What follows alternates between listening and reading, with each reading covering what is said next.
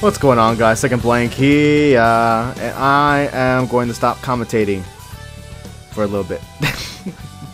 Yep, I'm gonna stop commentating. Actually, I'm not gonna really stop. I'm just gonna actually put that on hold.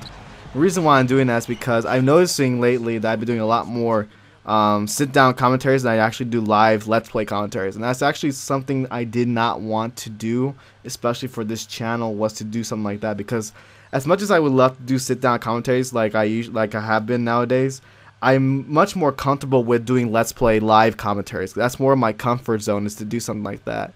It kind of keeps me more entertained than actually doing like sit-down and just picking a topic and discussing that topic completely. Well, not really completely, actually more summarized than I actually would want it to, and then post it out there. As much as I would love to do more stuff like that, it really is kind of boring a little bit. So now I'm going to start doing more Let's Play live commentaries for you guys. And for those of you who actually are not into that and actually were around my channel for the Battlefield stuff or the Call of Duty stuff that's on there, I really do apologize. You may not want to see my channel afterwards, but you know, in all honesty, you'll actually see a much big improvement whenever I do switch to that kind of style. And I think if you guys do stick around, you will come to, I don't know if you will come to like it, but you'll come to appreciate it more, and you actually will see a lot better performances within my sit-down commentaries.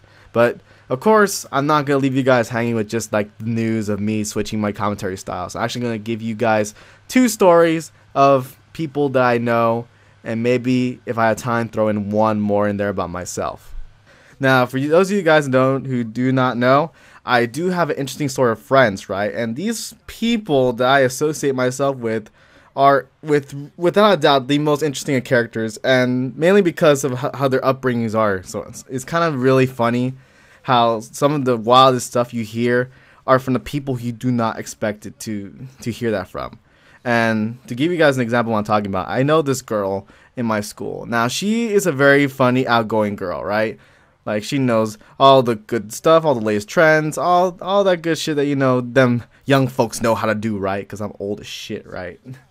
But she shared with me a very interesting story about what she was like when she was growing up. And the one story that stuck with me the most was how she lost her virginity.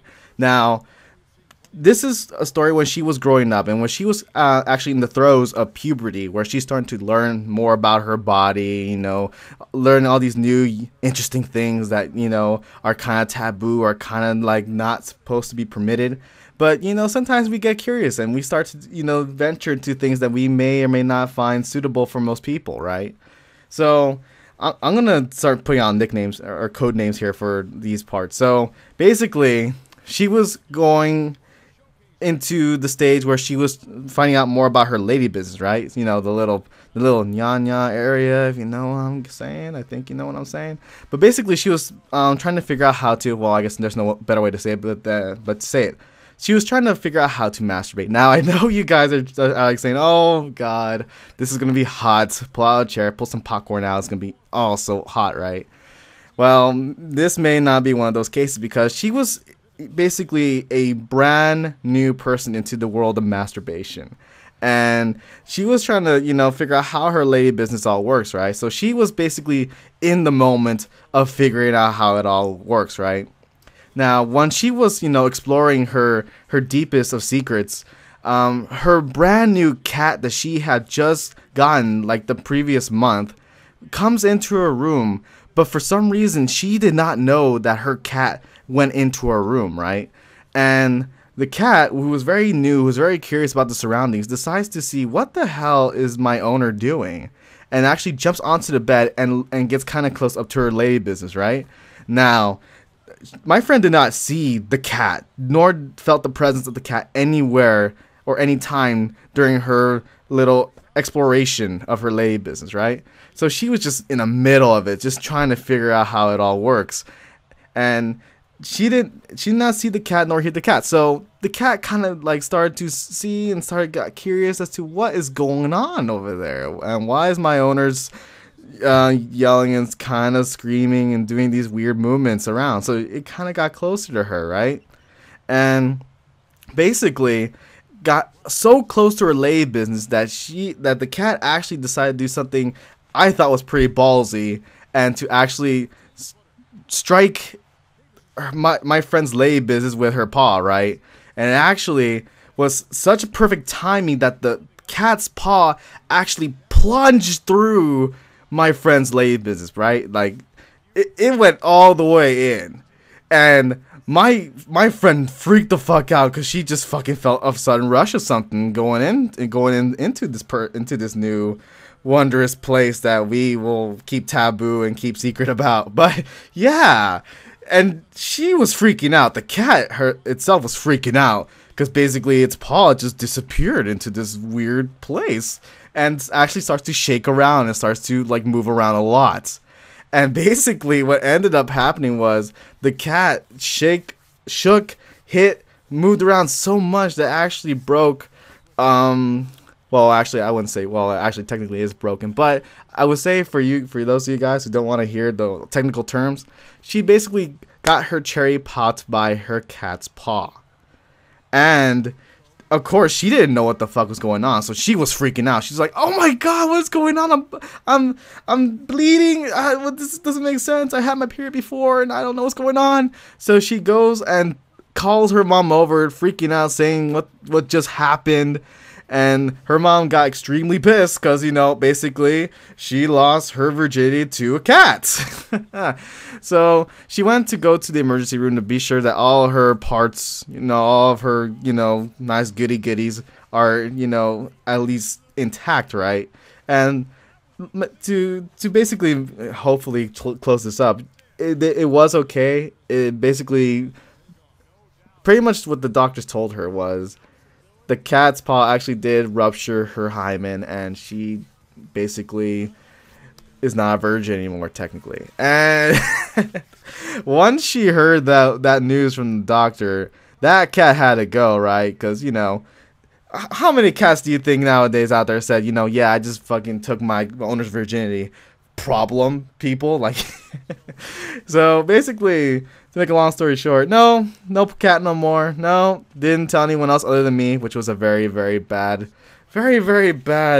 idea to tell me, because now I'm sharing it to the world.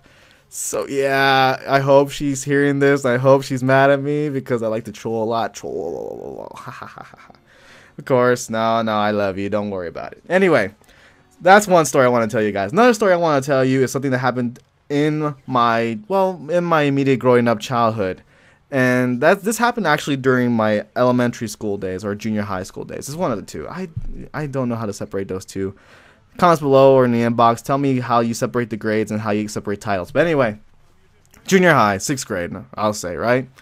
One of my best friends at the time basically ripped his pants right down in the middle, right? So he was very much embarrassed because this happened during class, and he didn't know what to do because it was middle of the day. He was far away from his house. He was in school. I mean, what else can he do? So one of my other friends suggested for him to take the stapler and to staple his pants together, just so that way the hole is kind of temporarily fixed until he got home to change and tell his mom to get new pants, stuff like that. You know, all the good stuff that you would in order to try to take care of the situation.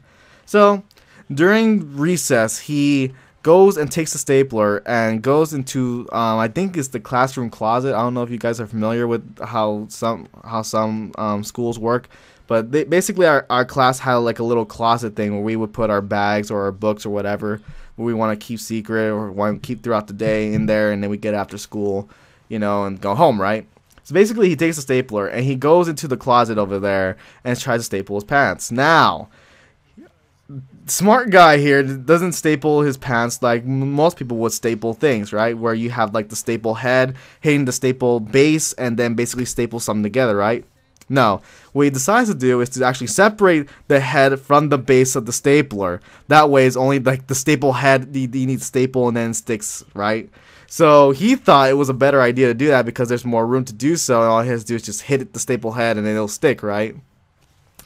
But, you know, Genius of the Year decides to do something I would never thought would happen in my lifetime or even have a chance to even see, which is basically for him to take the staple, hit the staple head, hit his own nuts, and to staple his pants to his nuts. I am dead serious when I say this. The staple basically pierced his nuts.